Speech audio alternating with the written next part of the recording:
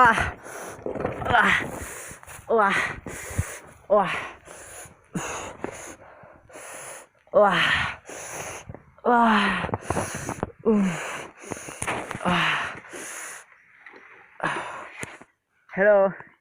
nhớ rồi giờ sát sẽ đàn á, nên nó cũng tre là nó mồ,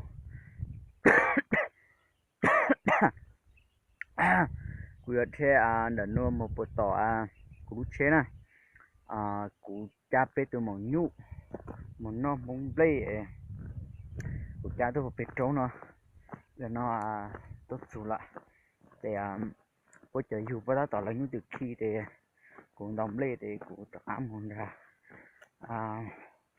tem lê nè, chắc không muốn đồng lê, dân nó một tua, cha từ mỏng nhũ. Từ nhiều chỉ ta cũng nhiều tất sửa từ màu trắng tất sửa mua chè mất khi như kia để cho khám mình ra để là nhỏ theo xí nè chè sai chỉ bao rồi tự do là chỉ do biết sao là sai nè là sai của xí chứ thì là để theo quá chi rồi là nhỏ đặt chè nè từ mọi nhu để tụi nó nè chỉ một năm không lên thấy chồng lên nè chỉ bao thì bây giờ hai chả lên nè đi từ mình nhiều hay để từ mình nhiều chỉ tao tốt xuống nè cho hoa hư chỉ phụ trống lại nè cho flow nè ok cứ ở trên là nó một bột tỏi nè wow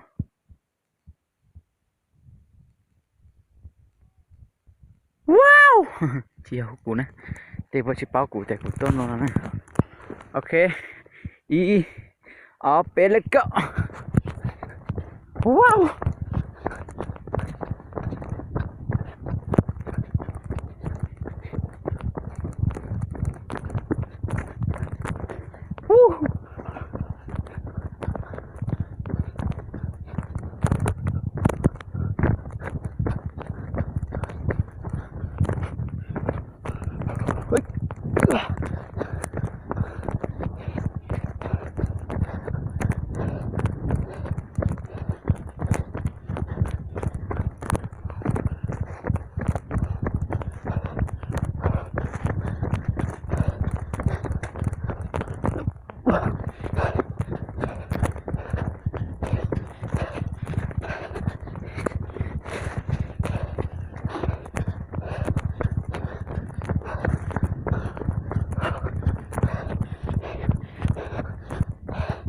yeah.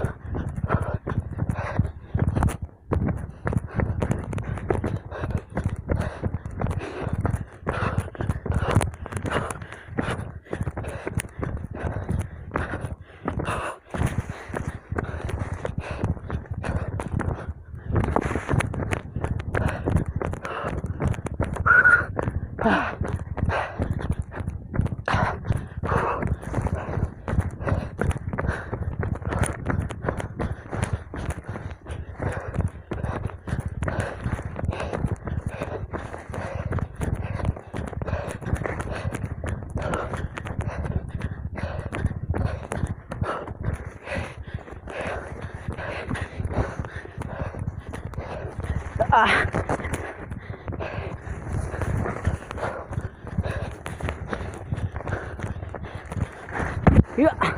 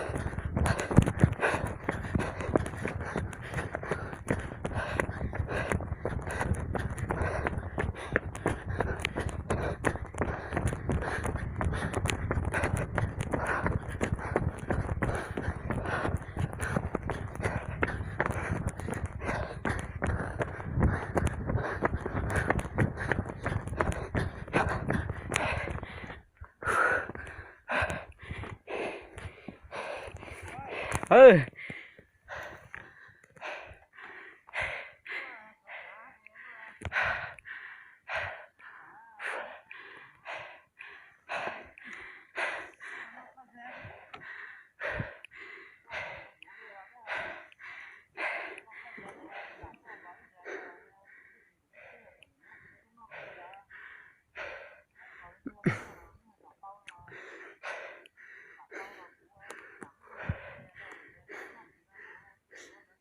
Đó là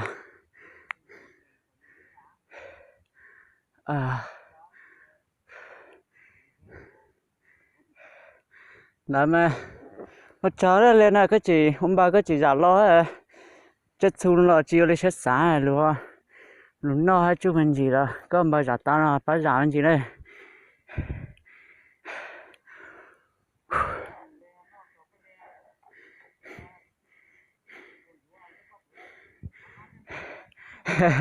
ô mà chị Hà liu chết xuống rồi chị Hà đi từ lên sau đó nó cũng lên chảo có lên rồi thì có lên chảo cũng lên rồi cái tí cần ba thì họ xì giảm mà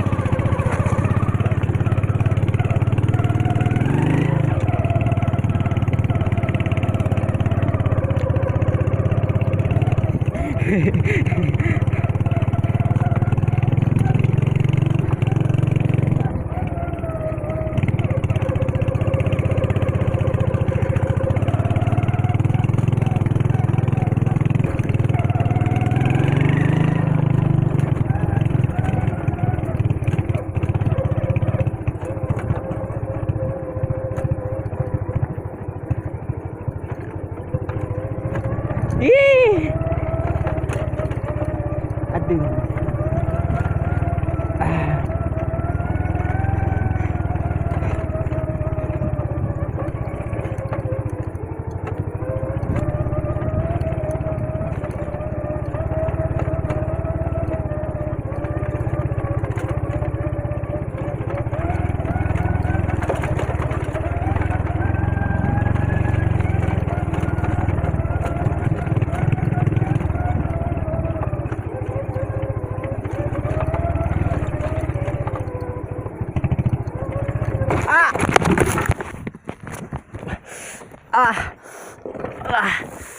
wah wah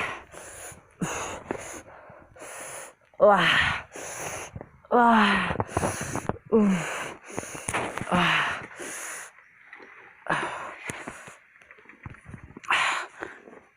ya wah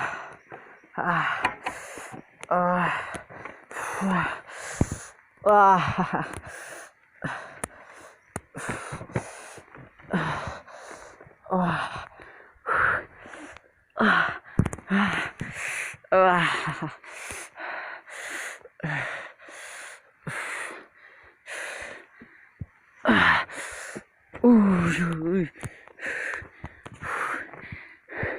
Through pushing over. Yeah, lo tin rồi. Wow. Wow.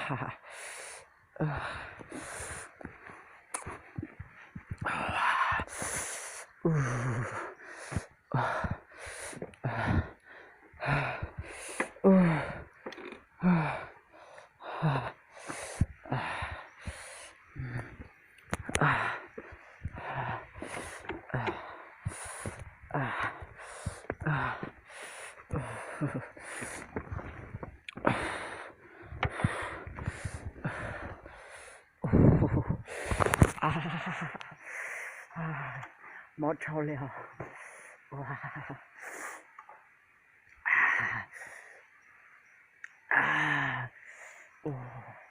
Lên qua mót trâu liều.